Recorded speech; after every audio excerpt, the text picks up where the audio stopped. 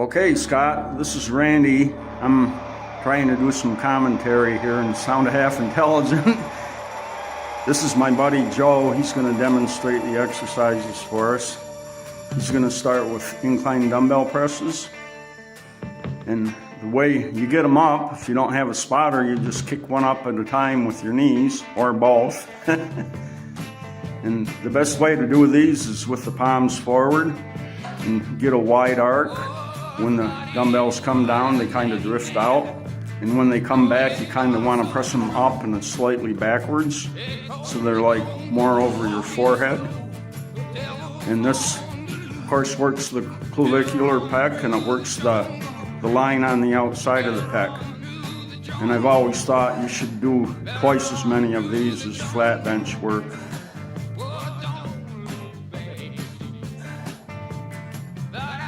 He's been doing these regularly and it's really progressed on them.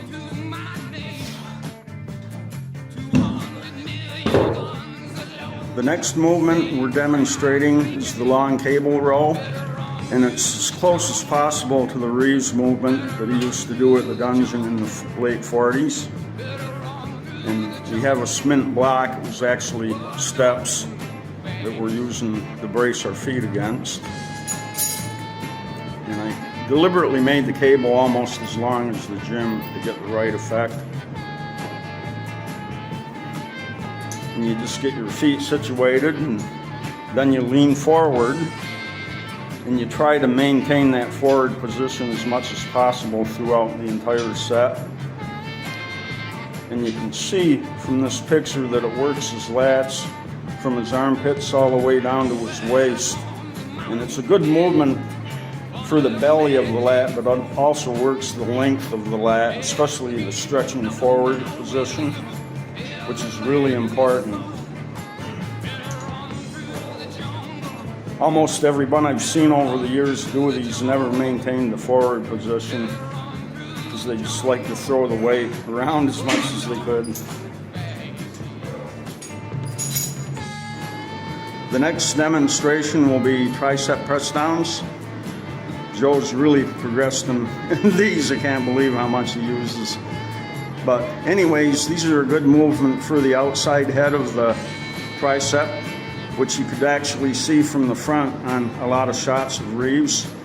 And it's important to work that outside tricep head because from a front view it actually adds to your appearance of width.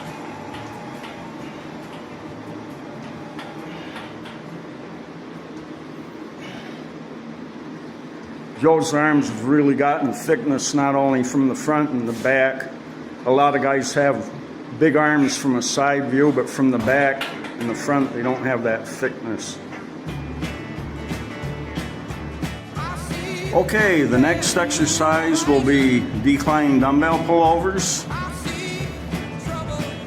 And the purpose for these is to develop the undercut on the pectorals, which I never knew it until recently, but Reeves done a lot of these for that real clean undercut he had on his pecs.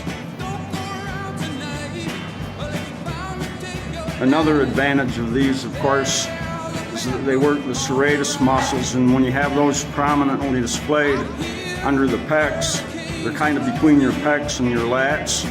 It really kind of showcases the torso, and Reeves used to say that the serratus were the jewels of the torso.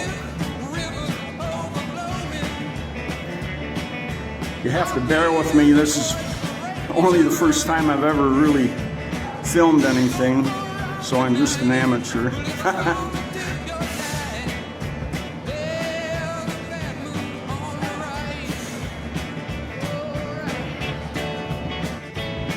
Next up are standing dumbbell curls. I've always thought these were superior to barbell curls because you have a freedom of movement with your wrists. They're not in a fixed position. And as you probably well know, Reeves done a lot of standing curls from the many pictures of him. But these are nice because they're easier to get a good rhythm on.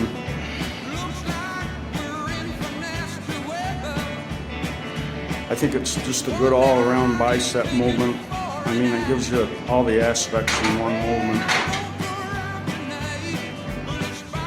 Next movement up is the seated concentration curl. And these are rather self-explanatory, mostly for peak, but if you do a complete movement, you actually get low bicep as well. But I believe from Reeves' book that this is the way he described doing them, with the elbow against the inner thigh. So as much as possible, we try to replicate everything the way Reeves done it. Of course, none of us can look like Reeves, but if you take like maybe 15% of his physical traits and incorporate them into your overall structure, you're going to be way ahead. At least that's how we feel.